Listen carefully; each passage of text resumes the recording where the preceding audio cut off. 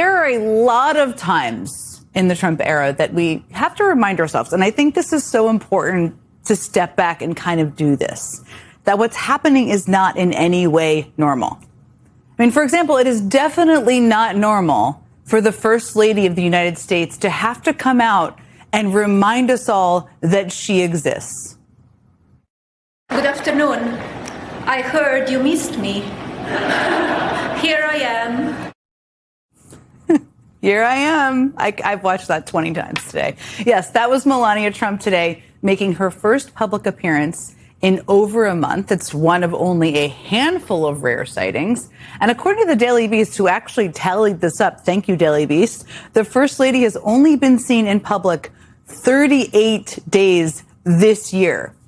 It is the end of August, everyone. That is not normal. And of course, it's also not normal for the president to be accompanied so frequently by an aide like this woman, who you can see on your screen, Natalie Harp. We all know who she is now. And I don't mean it is not normal for the president to have aides who travel with him everywhere, including female aides. But believe me, I've been one of those several times. Plenty of presidents have those. But it is not normal for a person working in the White House to write intimate, devotional, personal letters for the president to the president, never mind leave them in his personal spaces. But that is what Natalie Harp does. It's not normal for a person without a security clearance who refused to fill out the forms for some reason to have close, regular access to the president. But MS Now reports that Natalie Harp did just that for an entire year. It's not normal for that same person to be the point of contact for foreign leaders hoping to speak to the president. But according to the New York Times' Maggie Haberman, Natalie Harp is that person too. It's not normal for a staffer to ride inside the trunk of a car just to be close to the president, as CNN reports that Natalie Harp did to be close to Trump back in 2023. It's also not normal for the president to have an aide so devoted that she sprints alongside his golf cart when he's out on the links. But the New York Times reports that Natalie Harp did exactly that. It's not normal for the president to basically have an adult babysitter of sorts, to have a human security blanket who accompanies him everywhere he goes. But that is the role that Natalie Harp plays for Donald Trump. And apparently, he is not even the only one in the Trump administration with a babysitter, because the New York Times is out with new details about the very outsized, very hands-on role that Defense Secretary Pete Hegseth's wife plays in the department he oversees.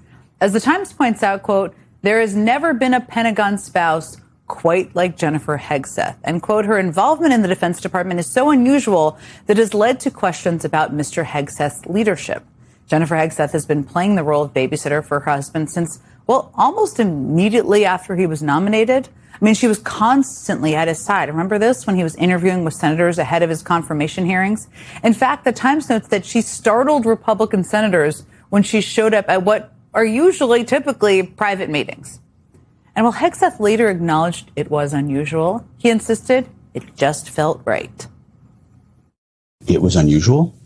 I remember the first meeting we went to that she came with. I was like, and then it felt so right and so natural, not because of anything else, just because we've always been ride or die. It's always been, we're doing this together. And so when we did that first, it was like, oh, this is the way it's going to be the whole time. It's got to be. And so we made it happen so that she could be with me. It's got to be. It certainly does not have to be. But that turns out that was just the beginning. Last year, the Wall Street Journal reported that Pete Hegseth brought his wife to sensitive meetings with foreign military officials that included one occasion where she accompanied her husband to a high-stakes meeting with top British defense officials, a meeting that came just one day after the Trump administration cut off military intelligence sharing with Ukraine. And now the New York Times is shedding new light on that incident and revealing just how problematic Jennifer Hegseth's presence was at that critical moment.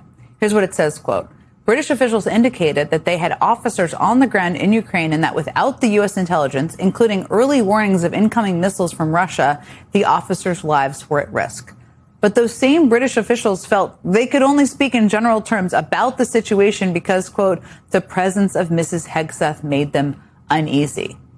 Now, a Pentagon spokesperson said that Mrs. Hegseth was only in the meeting for introductions, left soon after, and has not been present for any Defense Department conversation or meeting where classified information was discussed. But we do know that Mrs. Hegseth has been privy to at least some sensitive intelligence. I mean, last year, the New York Times reported that Hegseth actually included his wife on one of his infamous Signal group chats where he shared detailed information about military strikes in Yemen. And Jennifer Hegseth's role at the Pentagon appears also to go beyond just being privy to sensitive discussions, which is in no way okay, but it's way beyond that. I mean, the Times reports that Mrs. Hegseth has also encouraged her husband's adversarial relationship with the news media and was eager to revoke the credentials of Pentagon reporters who she felt had written negative stories about her husband. That's according to one current and one former administration official. She's also become something of a cheerleader for his aggressive, chest-thumping style of leadership at the department. I mean, she even appeared alongside her husband for a workout with sailors and Marines after the Trump administration launched its war with Iran. You can see the two of them there wearing matching shirts that say, "This is war," not in any way understanding the irony of that, given they were saying it was not a war. But that aside, I guess Lululemon was all out of shirts that say, I don't know, this is just a little excursion, I suppose. And here's the thing. Despite her constant presence at Pete Hegseth's side while he's on the job, the Pentagon won't even say whether or not she has a security clearance. Even Hegseth's own former Pentagon spokesperson finds the whole thing outrageous. As he told the New York Times, quote, "It's bonkers that a defense secretary would involve his wife in his sensitive official duties, including sharing details of an impending military operation and face zero consequences." But in Donald Trump's White House and administration, bonkers is kind of the new normal.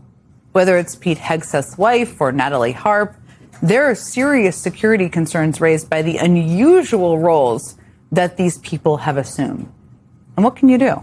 Apparently, some adult men need their babysitters. There's that.